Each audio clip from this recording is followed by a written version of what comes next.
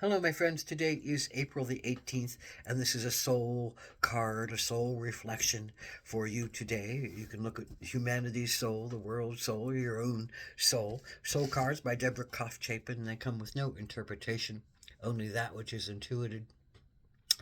What is this card saying about April the 18th? What can we look at and reflect upon in this card? I think this to me is about, being a lover to yourself, being a mother to yourself, being, a kind, nurturing, supportive, uh, protective energy to yourself.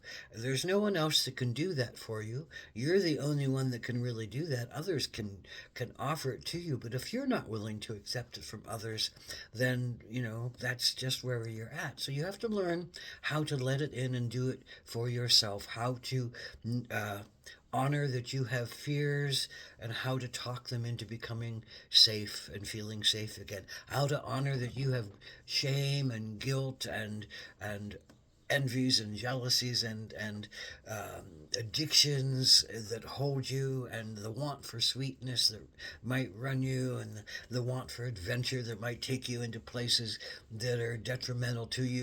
You have to learn to love those things because they're teaching you something on this realm, and you have to bring them up like a mother would bring them up and nurture them and listen to them and hear them deeply for what wounds they might have along the way, and what might keep coloring the projections that you have to go forward. So you have to keep loving those things. You have to keep loving your pains, and your actions, and learn how to forgive, learn how to have compassion, learn how to have allowance for those things that a lot of times we're so afraid to show, that need to have a loving look and a loving compassion. They're our inner child. They're our child that has come through life often being burnt, and often being scolded, and often being put down, and often not having support, and often feeling alone and abandoned.